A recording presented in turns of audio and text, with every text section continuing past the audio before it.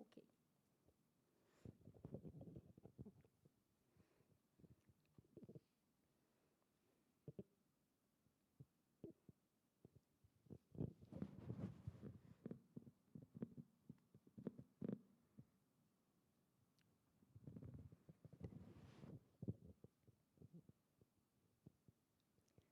Boa noite a todos e a todas. É um prazer estar aqui com vocês hoje para falar um pouco mais sobre os 40 anos da Rede Mater Dei, sobre a história, sobre cultura organizacional, sobre memória corporativa.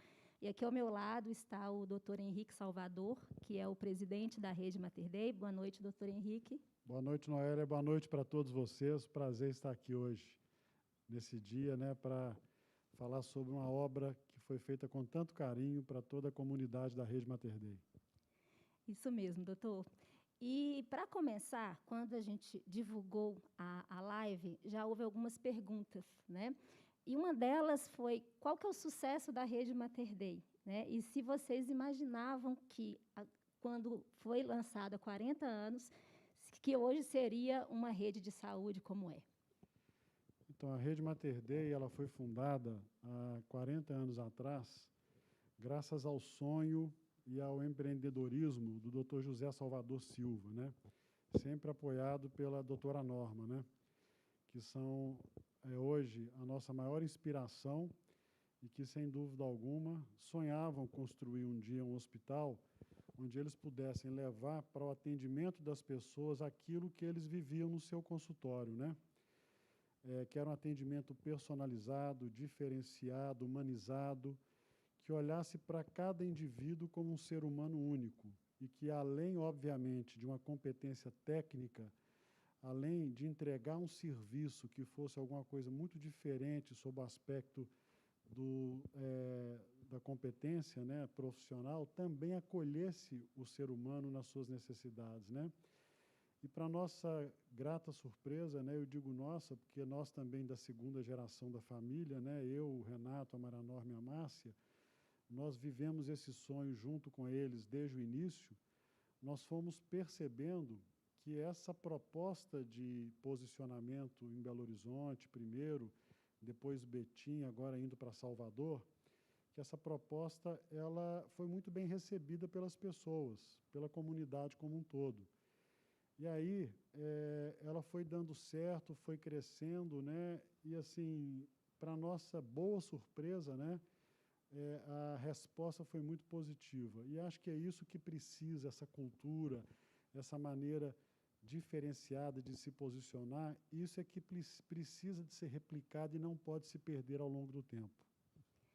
Doutor, o senhor falou uma palavra, acho que é muito importante para as empresas, cultura. Como é que o senhor vê hoje a cultura Mater Dei? Então, primeiro, Noélia, eu queria dizer o seguinte, a cultura ela tem, na verdade, sempre duas faces de uma mesma moeda, quando a cultura é extremamente forte, essa cultura pode, inclusive, ser um dificultador para que a empresa seja flexível o suficiente para poder se adequar ao novo tempo, aquilo que a sociedade, sempre em transformação e dinâmica, exige. Mas, por outro lado, uma cultura muito bem fundamentada, em valores muito sólidos, em valores que conversam com os públicos com os quais a companhia ou a empresa interage, eu acho que ela talvez seja um dos maiores ativos que essa empresa tenha, E a cultura Mater Dei, ela sempre foi fundamentada nisso, principalmente no relacionamento com as pessoas, O que constrói, o que se constitui na cultura de uma empresa hospitalar, por exemplo, de uma rede hospitalar, não é o prédio, não é a tecnologia, não são os equipamentos, mas são as pessoas, os processos, a maneira como essa empresa interage com os diversos stakeholders ou públicos, com os quais ela se relaciona. E a construção da cultura Mater Dei sempre foi muito fundamentada nesses princípios. Nós podemos até falar um pouco sobre cada um desses relacionamentos que existem, de que maneira essa cultura é um grande ativo que a Rede Mater Dei tem. E, curiosamente, ela foi se moldando, ela foi se modificando ao longo do tempo. Por exemplo, ela hoje é suportada por uma plataforma digital muito ampla, que permite que a gente potencialize isso, que permite que a experiência do cliente seja diferenciada, que permite que o médico seja mais aderido e se sinta valorizado e se sinta parte desse crescimento, que permite que a comunidade perceba que a Rede Mater Dei realmente é uma referência para a saúde das pessoas, que perceba que as operadoras de plano de saúde possam entender que estar com o Mater Dei significa elas estarem mais fortes num processo competitivo que muitas vezes ocorre. Na verdade, a cultura perpassa todos esses aspectos, né? E a gente percebeu que, ao longo do tempo, por muitos fatores, a cultura Mater Dei foi se tornando cada vez mais forte de um lado, mas, ao mesmo tempo, flexível para poder absorver todas essas mudanças pelas quais a sociedade foi passando. E o senhor, doutor, eu já vi em algumas palestras, né, que o senhor já deu, sempre falando que construir um hospital, construir um prédio, né, vamos dizer assim, fácil, né? Digamos, uma pessoa ali, você constrói o prédio. Mas construir isso, assim, o corpo e o espírito é fundamental. Então, primeiro foi o Santo Agostinho, né, há 40 anos, depois com o Bloco 2, depois com Mater Dei Contorno, Betim Contagem, e vai ser assim também em Salvador? Na verdade, Noélia, assim, não é fácil construir um prédio, é muito difícil, né? Nós temos, assim, uma equipe, né, de engenharia, né, chefiada aí pelo Dr. Marcos Serra, pelo Dr. Arnaldo, uma equipe que foi implantada pelo Dr. Salvador, né, que inclusive construiu o Mater Dei Santo Agostinho há 40 anos atrás, que está hoje em Salvador, construindo a nossa unidade Salvador, que construiu o Contorno, construiu o Betim Contagem, e que foi adquirindo uma experiência na construção desse prédio. O que a gente costuma dizer, né, eu costumo fazer uma analogia, é o seguinte: tem duas construções todas as vezes que a gente vai inaugurar um hospital. A primeira é a construção do prédio, né, que é a estrutura metálica, são os tijolos, são as etapas de concretagem das lajes, depois o acabamento, depois a incorporação tecnológica. E a segunda construção, que se inicia junto, então, portanto, para Salvador, por exemplo, a obra começou há 1 ano e meio, nós já estamos há 2 anos trabalhando nessa segunda construção, é a construção dos processos, é a construção das equipes que vão trabalhar nesse hospital, é a maneira como essa organização vai se relacionar com a comunidade. Pega, por exemplo, né, Betim Contagem, que foi o último que foi inaugurado. Quanto tempo antes, né, Noélia, você, como gestora da nossa comunicação e marketing, você não interagiu com a comunidade local, né? Nós não fomos para lá, nós não chamamos as pessoas que estavam no entorno, nós não incluímos aquelas comunidades, aquelas pessoas nos nossos projetos. Não é à toa que, no dia que o hospital foi inaugurado, 92% dos colaboradores eram daquela região de Betim. Foi graças a essa interação que foi criada. Não é à toa que foi criado também um corpo clínico aderido a esse modelo, né? Então, fazendo essa analogia que você muito bem lembrou, na verdade, um hospital Mater Dei, ele é composto de corpo, que é o prédio, e de alma, de espírito, que são as pessoas, que é essa cultura que a gente procura levar para que esse hospital seja relevante para a comunidade, para que ele faça diferença, para que realmente as pessoas sejam atendidas em comum acordo com aquele sonho que lá atrás, há 40 anos atrás, né, fundamentou a inauguração do primeiro Mater Dei, que é ser diferente na vida das pessoas, e hoje cada vez mais num conceito de tomar conta e ajudar as pessoas a tomarem conta da sua saúde, antes do evento hospitalar, durante o evento hospitalar e após o evento hospitalar. O senhor, pegando esse gancho agora, né, que o senhor falou, e realmente não é fácil a construção, acho que eu expressei mal, mas pegando o que o senhor falou agora, quando a gente fala de comunidade, né, a gente fala também dos nossos colaboradores, né, do corpo clínico, que com certeza, né, é fundamental para a rede Mater Dei. Há mais de 10 anos, todo um trabalho feito pela diretoria da rede, né, governança clínica, governança corporativa. Né? O senhor sente hoje que isso também contribui para esse crescimento da rede, que não é um sonho hoje que é da família Salvador, que começou né? Tanto que o senhor foi o primeiro médico que fez plantão em 1980, né? No pronto-socorro do Santo Agostinho. Mas hoje, todo mundo junto nesse sonho, o senhor acha que esse também é um diferencial? Você lembrou uma coisa interessante, né? Em 1º de junho de 80, eu e o doutor Ricardo Marinho, né, éramos estudantes de medicina, e nós demos o primeiro plantão na Rede Mater Dei no dia da inauguração, né, foi um domingo. Hoje nós estamos encerrando um campeonato brasileiro, né, agora às 9h30 da noite, né? E naquele domingo também foi a final do Campeonato Brasileiro, 1º de junho de 80, e infelizmente o Atlético perdeu o Campeonato Brasileiro para o Flamengo do Maracanã, né? E meus amigos todos foram ver e nós ficamos aqui. E não me arrependi disso em momento algum, né? Mas eu acho, Noélia, que você tocou num ponto muito importante, né? O grande desafio das organizações é fazer com que mais pessoas se apaixonem pelo projeto, né? Que mais pessoas percebam que os valores daquela organização estão alinhados com seus valores pessoais, né? Mais pessoas perceberem que fazer a diferença na vida de outros seres humanos fala muito com os valores pessoais daquele determinado indivíduo, né? Então, é muito gratificante hoje a gente perceber que nós temos aqui colaboradores que estão conosco há 40 anos, 30 anos, 20 anos muito, 10 anos muitos outros, né? Ou seja, são pessoas que escolheram dedicar a sua atividade profissional às atividades da Rede Mater Dei, né? E, com isso, fazer a diferença na vida de outras pessoas. Essa talvez seja a maior força que uma cultura pode ter, né? Alinhar os valores sociais e pessoais, né, de uma sociedade com os seus valores de atuação, seus valores institucionais, né? Nós temos 8 valores que são pregados permanentemente e que não ficam na parede, eles são exercidos no dia a dia. Até na construção desses valores, eles foram construídos conjuntamente com um grupo de gestores e de pessoas. Então, essa proposta também inclusiva, em que as pessoas se sentem parte, em que elas se sentem arquitetos de uma construção, voltando aí à questão de uma obra, né?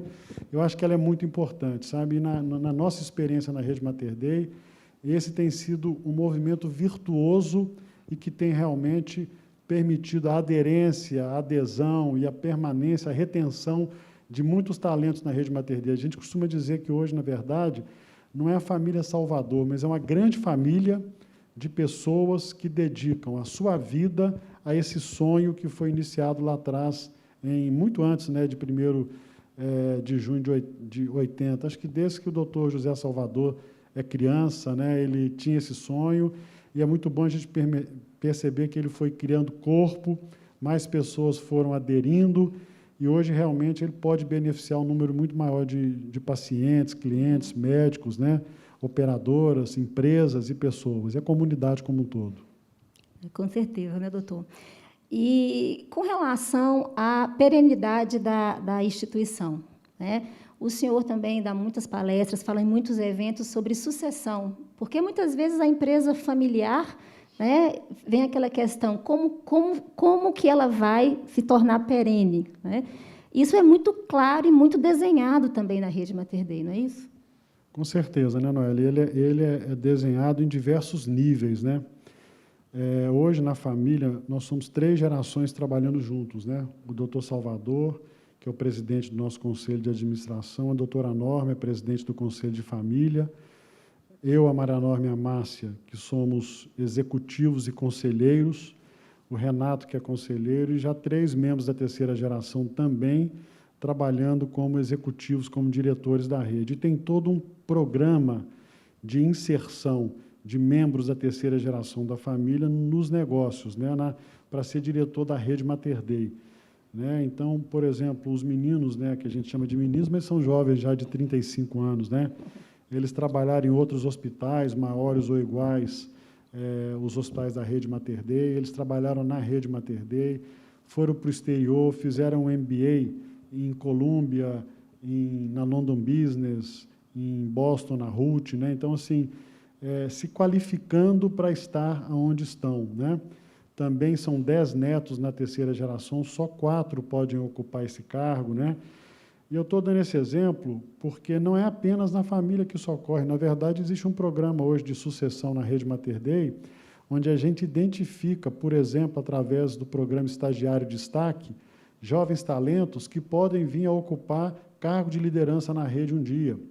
Mais de 60% das nossas lideranças hoje da Rede Mater Dei foram estagiários um dia, ou da área técnica, ou da área administrativa, ou da área de apoio. Nós temos um programa chamado Lidera Mater Dei, em que a gente tem 3 níveis de desenvolvimento para os líderes da Rede Mater Dei, né?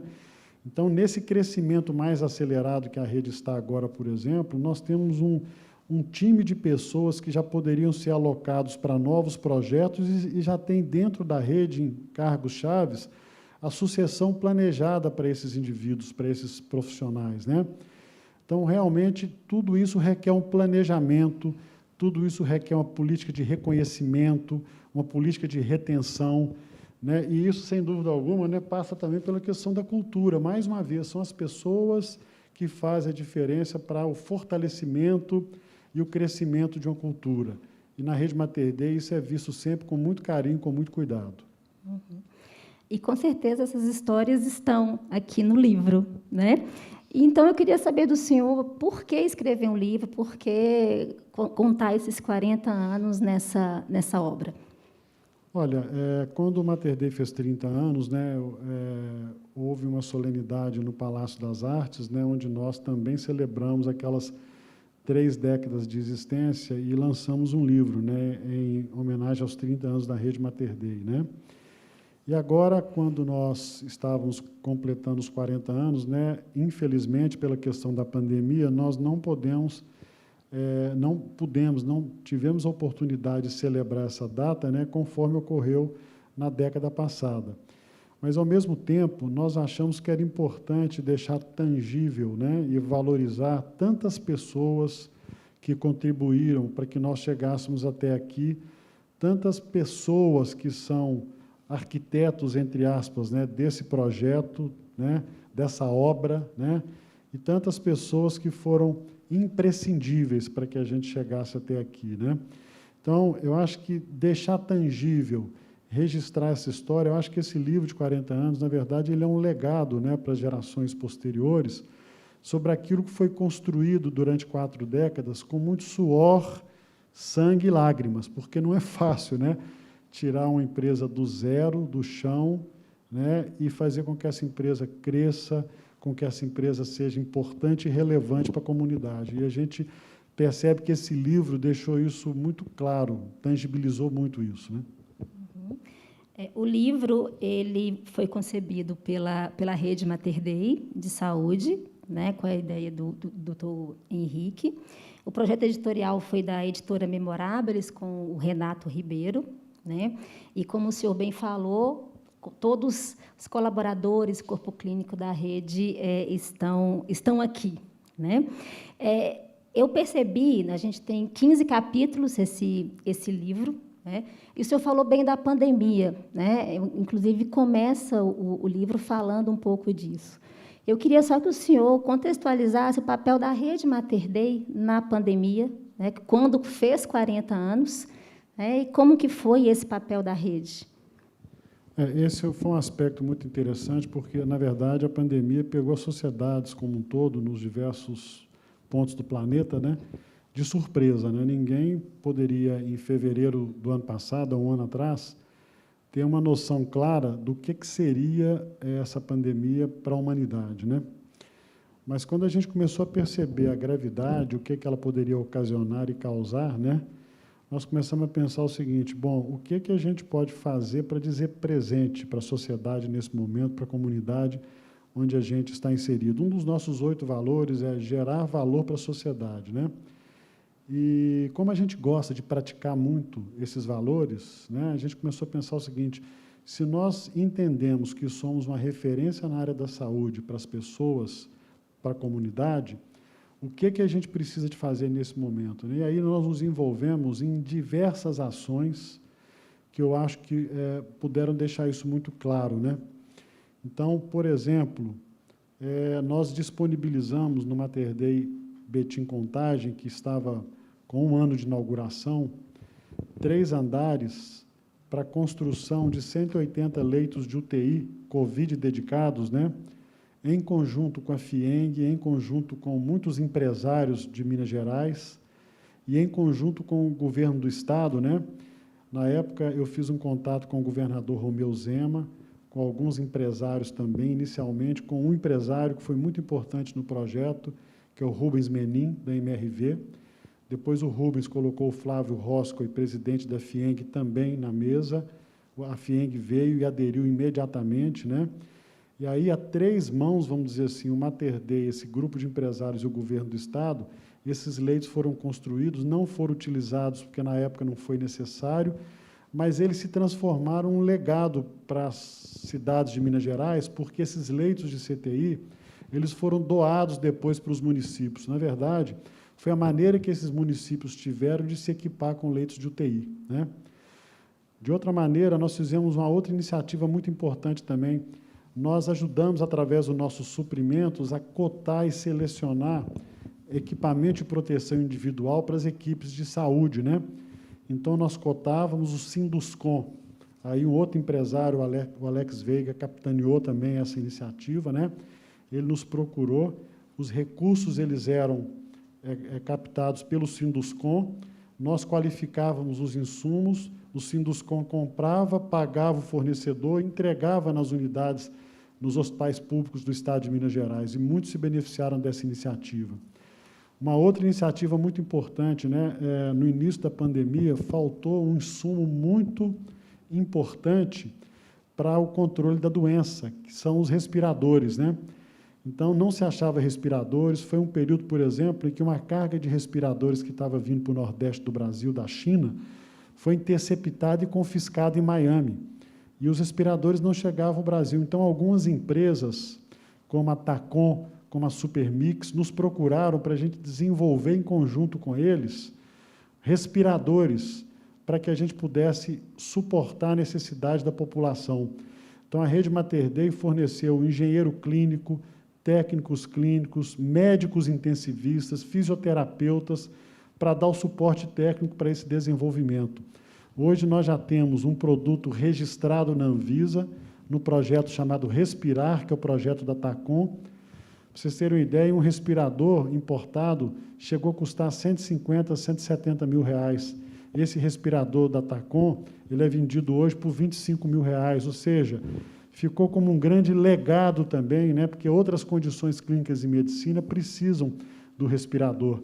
Nós prestamos consultorias para empresas, né, fomos para dentro das empresas, né, por exemplo, a Minas Ligas, por exemplo, a Rede de Supermercados Villefort, por exemplo, a Abrace, que é a Associação Brasileira de Shopping Centers, né, nos contratou para a gente organizar o retorno das pessoas para as atividades laborais nessas empresas, né?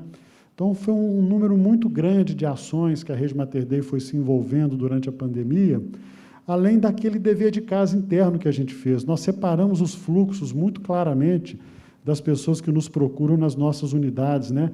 Eu costumo dizer que nós estruturamos 2 hospitais dentro de cada hospital da Rede Mater Dei. Um Covid dedicado e um para atender as outras condições de saúde que as pessoas apresentavam, né? Então, foi um ano de muito trabalho, de muito envolvimento com as questões sociais. Foi um ano em que eu acho que a sociedade como um todo percebeu que a Rede Mater Dei diz presente quando é convocada, diz presente quando é necessário envolvimento, né? Nós tivemos a oportunidade de oferecer uma prestação de serviços muito diferenciada para as pessoas, para as empresas, para o poder público, né? Nós não temos convênio com o SUS, mas nem por isso deixamos de nos envolver profundamente, porque a gente entende que o sistema de saúde do Brasil é um só. O público e o privado precisam conversar e precisam estar juntos nesses momentos de extrema crise, como a gente viveu em 2020, ainda estamos vivendo até hoje. Quem quiser enviar alguma pergunta sobre os 40 anos da rede, pode usar o chat aí do YouTube. Inclusive, eu tenho um aqui, doutor de Daniele Silveira. Na história da Rede Mater Dei, como é realizado o processo de desenvolvimento e valorização dos colaboradores? E como ele se integra a cada região? Eu acho que o senhor já, né, começou a responder. Tá, então, nós temos, sim, um programa, né, primeiro de captação de talentos, né, de desenvolvimento de pessoas, né, A pessoa tem o potencial, mas muitas vezes esse potencial precisa ser desenvolvido, né?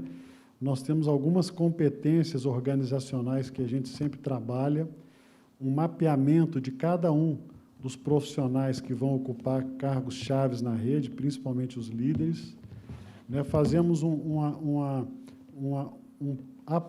pareamento, né, desse nível de desenvolvimento em que a pessoa que está vis-à-vis as competências que são necessárias, identificamos o gap que existe, e aí essa pessoa é estimulada a se desenvolver. Por exemplo, a Rede Mater Dei tem um programa em que ele oferece bolsa para esses colaboradores, né, nas diversas áreas e nos diversos níveis de desenvolvimento, né?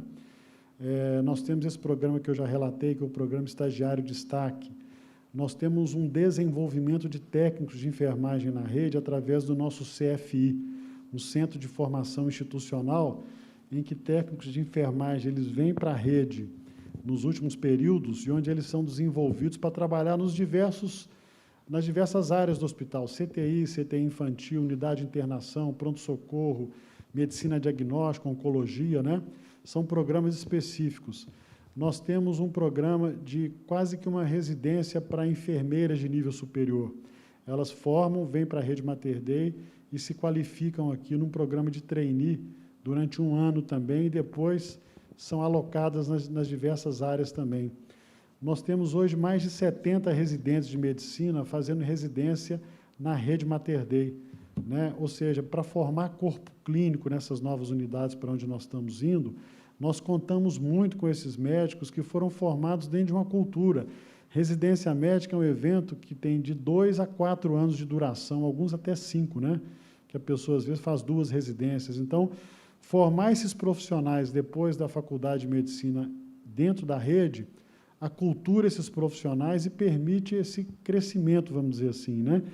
E temos algumas políticas de benefício também, de retenção, que são interessantes. Por exemplo, nós temos uma colônia de férias da Rede Mater Dei, que é a oportunidade que o colaborador tem de lazer, muitas vezes, levar sua família, está localizada aqui na região de Baldim, né, a 1 hora e pouco de viagem daqui, né? Nós temos um programa de participação de resultados, de remuneração variável, em que o colaborador, desde que alcance metas que estão atreladas a um planejamento, ele também tem uma remuneração variável que ele recebe 2 vezes ao ano, né? Uma a cada semestre. Então, tem uma série de programas de retenção, de reconhecimento, né, do colaborador que a gente desenvolve já há muitos anos. Talvez aí esteja já a resposta da segunda pergunta da Maria Bethânia. O senso de pertencimento que temos com o hospital é um diferencial da rede. Doutor Henrique, o que o senhor acha que foi crucial para essa conquista? Olha, eu acho que eu não conheço outra ferramenta mais pedagógica no mundo que o exemplo, sabe? Então, eu acho que o exemplo que a alta direção sempre deu, né, desde os fundadores até os gestores atuais, né, o exemplo de que o trabalho é valor, o exemplo de que o cliente é prioridade, de que o paciente é quem é o rei, a ele é quem nós devemos todo cuidado, é por causa dele que a gente existe, né? Eu acho que o exemplo que a alta direção, que os gestores, que os executivos de nível intermediário, médio e alto dão, eu acho que isso faz com que as pessoas percebam claramente que na Rede Mater Dei o áudio bate com o vídeo, né? Há uma congruência entre a fala e a ação. E isso é uma ferramenta mobilizadora muito importante. Além disso, né, acho que uma coisa importante é essa postura inclusiva, de chamar as pessoas a participarem, de chamar as pessoas a contribuírem. Nós temos um programa, por exemplo, de sugestões criativas que a gente premia todo final do ano, que nada mais é do que uma oportunidade que o profissional que trabalha na Rede Mater Dei tem de exercitar a sua criatividade, de contribuir para a melhoria de processos, para a melhoria do atendimento ao cliente, para a melhoria da gestão de custos, de tal maneira que a pessoa se sinta integrada, ela se sente parte. Então, quem quiser contribuir, quem quiser estar perto e junto, ele tem a oportunidade, existem canais para que isso ocorra, né? Sem dúvida, eu acho que esse senso de pertencimento, Maria Bethânia, né, é um grande diferencial que a rede conseguiu construir ao longo de décadas. Obrigada, doutor. E aqui no chat tem também algumas mensagens parabenizando a rede, também direcionadas ao doutor Henrique, e depois nós iremos repassar para ele. Tem uma pergunta aqui também, doutor, que eu acho que talvez as pessoas também não saibam, né, desse papel social da rede Mater Dei. Né? A Marina, ela fala que o direito humano de acesso à saúde, Marina Espíndola, infelizmente é um dos mais violados no Brasil. Né? A rede Mater Dei tem algum projeto que possa ajudar a reverter isso? Né? Então... nós temos, Marina, né? Marina. Nós temos inúmeros projetos, na verdade, sabe, Marina? O hospital, a rede Mater Dei, ela se envolve no ESG, né? Que hoje está muito colocado aí na pauta do dia, né? A gente se envolve com ações voltadas para o meio ambiente, com ações voltadas para o social, com ações voltadas para a parte cultural, né? Então, nós patrocinamos inúmeros projetos dessa natureza, inclusive na área da saúde, há muitas décadas, né, a doutora Norma se envolveu com a formação de um ambulatório para atendimento de indigentes, né, na Igreja do Belvedere, na Igreja do Carmo, né? Nós fazemos, por exemplo, todo mês de novembro, quando se comemora o Dia Internacional de Combate ao Câncer, né, nós atendemos 100 homens e 100 mulheres gratuitamente, né, fazendo prevenção de câncer de próstata e câncer de mama, e aí inclui exames, procedimentos cirúrgicos de diagnóstico, né?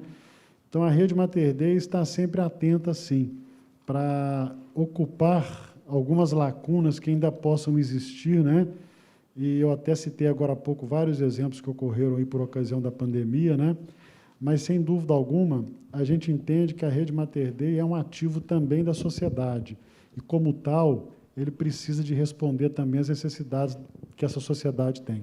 Inclusive, Marina, esses projetos estão no livro também. Inclusive, agora, o mutirão de lábio leporino, também de reparação de lábio leporino, que a rede Mater Dei participou. Tem uma pergunta aqui, doutor, não sei como que o senhor imagina esse futuro. Como o senhor imagina a rede daqui a 40 anos? Qual o futuro da rede? O Paulo está perguntando. Pois é, eu não sei como é que a vida vai ser daqui a 40 anos, né? Mas o que a gente pretende, né, a rede Mater Dei, a gente pretende ser relevante na vida das pessoas e na vida dessa sociedade, sabe? E acho que nós estamos nos preparando para isso, né? Nós estamos nos preparando para ampliar e atender mais pessoas dentro dessa proposta que a gente criou. Não tem nenhum sentido para a rede Mater Dei, aqui acho que eu falo em nome do Conselho de Administração, dos diretores todos, dos gestores, da comunidade Mater Dei, não tem sentido para a gente ser um amontoado de hospitais, não é isso que a gente quer, né? O que a gente quer é ser uma rede diferenciada, replicando essa cultura para mais cidades, para mais sociedades, e levando esse jeito Mater Dei de ser para mais comunidades, para mais pessoas. Então, daqui a 40 anos, acho que o meu grande sonho seria se a gente conseguisse, sim, crescer, mas crescer sem perder o nosso DNA, a nossa identidade, crescer levando para mais pessoas essa cultura, né, esse ativo institucional que eu acho que a rede Mater Dei tem, que é a maneira como ela se relaciona com o paciente, com o médico, que é um capítulo muito importante nessa cultura da rede Mater Dei, né? A maneira como a gente percebe que a relação com o corpo clínico ao longo de 40 anos tem sido uma relação de ganha-ganha, onde o médico se desenvolve muito, onde ele se sente parte. Recentemente, agora, cerca de 2 semanas atrás, nós fizemos nesse auditório aqui uma reunião com os 400 médicos, e a gente faz isso com muita regularidade, onde eles têm a oportunidade de falar, de se colocar, de se sentir parte, de serem incluídos, serem parte integrante dessa estratégia, né? Então, daqui a 40 anos, se a gente conseguir, da maneira que for, porque a sociedade certamente vai estar no outro estágio, né? Vai estar vivendo outros desafios, mas se a gente conseguir ser relevante para a sociedade e conseguir replicar esse modelo para mais comunidades, eu acho que a rede Mater Dei vai ter cumprido seu papel. Já estamos aproximando, né, do final da nossa live, né? E eu queria, doutor, que o senhor falasse um pouco sobre... nós falamos do livro, falamos da rede Mater Dei, né, deixasse mesmo a mensagem para todos nós e todas as pessoas que estão assistindo. Né, nesse momento, tem até uma pergunta aqui, falando até da vacina Covid, né, como a rede Mater Dei pode ajudar nesse momento, né, que é um desafio para a sociedade, a vacina Covid. A questão da vacina, ela tem ainda alguns desafios, né, principalmente porque, em sendo uma iniciativa privada, eu acho que até isso é justo, né, nós não podemos furar a fila, vamos dizer assim, das prioridades, né. Eu acho que a questão da pandemia é um problema social que atende a toda a humanidade, a todos os seres humanos, independente de ter acesso ou não a plano de saúde. Então, eu acho até que o fato das organizações privadas não estarem podendo vacinar as pessoas, eu acho que tem um certo sentido social, sim, né? O que precisa é que as vacinas cheguem e que cada vez mais pessoas sejam vacinadas, né? Em tempo, a hora e de maneira adequada, né? Mas o que a Rede Mater Dei já fez e tem feito é vacinar primeiro a sua comunidade, que está mais em risco, né? E depois seguir uma série de prioridades que são legais, que são orientações técnicas, né, que o combate à pandemia exige. Então, primeiro, aqueles que estão em contato com os pacientes Covid, as equipes de saúde, as equipes médicas, aqueles que interagem mais com esses pacientes, e assim sucessivamente, né, de acordo com os fatores de risco. Então, sem dúvida, que eu acho que a questão da vacina ainda é um desafio, mas a gente já percebe uma luz no fim do túnel, né? Ainda há alguns gargalos, mas a gente entende que até o final do ano há uma grande probabilidade que grande parte da população brasileira esteja imunizada. A questão das novas cepas de vírus ainda é uma dúvida, né? A gente precisa de ficar de olho nisso aí, ver como é que as coisas vão se comportar. Eu acho que talvez a maior mensagem, né, que a gente teria a dar é o seguinte, é que vale a pena, né? Dedicar a vida da gente a um sonho, dedicar a vida da gente a um projeto, dedicar a vida da gente a alguma coisa que faça diferença na vida das pessoas, né? Que faça a diferença para uma sociedade, que permita que o bem mais caro que a gente tem, que é a saúde, né, seja olhado e que a gente possa tomar conta de uma maneira ética, de uma maneira qualificada, com segurança, incluindo as pessoas, para que mais pessoas possam gerar uma onda positiva, né, centrífuga, vamos dizer assim, né, para esse sonho. Eu acho que vale a pena. Então, principalmente aquele que é mais jovem, aquele que está começando a sua carreira, né, cuidado com o que você sonha, porque esse sonho um dia pode se tornar realidade e você pode fazer um bem muito grande para a sociedade onde você está inserido. E, principalmente, eu não poderia deixar de encerrar a minha fala sem um grande agradecimento, sabe? Um agradecimento ao corpo clínico, um agradecimento aos nossos colaboradores, gestores, um agradecimento aos nossos diretores, conselho de administração, né? Um agradecimento às empresas que acreditam na gente, às operadoras de plano de saúde, a toda essa comunidade, né, aos poderes constituídos, né, que sempre foram parceiros da Rede Mater Dei nessa construção. Esse livro, eu acho que ele deixa muito tangível isso. Todos esses públicos que eu mencionei aqui, eles foram contemplados, existem depoimentos dessas pessoas, né, que representam essas partes interessadas na nossa atuação, e esse livro nada mais é também do que um grande muito obrigado a todas essas pessoas. A gente não consegue fazer nada sozinho. Ninguém consegue na vida construir nada que seja duradouro e relevante se não for em conjunto com outras pessoas. E esse, mais uma vez, foi no início com o Dr. Salvador, tem sido um grande diferencial da Rede Mater Dei ao longo desses 40 anos de existência. Obrigada, doutor. E com relação ao livro, tem até uma pergunta, como podemos fazer para adquirir o livro? É um livro gratuito. E depois dessa live, né, eu convido vocês a estarem no Instagram da rede, @RedeMaterDei, que nós vamos fazer um sorteio. Então, vão estar lá as regras, né, para que você possa concorrer a um livro, Mater Dei 40 anos, de compromisso com a qualidade pela vida. Muito obrigada, doutor. Muito obrigada a todos vocês. Se quiserem, entrem em contato conosco, que estamos sempre à disposição. Muito obrigada, boa noite. Eu é que agradeço. Boa noite, gente. Muito obrigado aí pela assistência e pela presença de todos.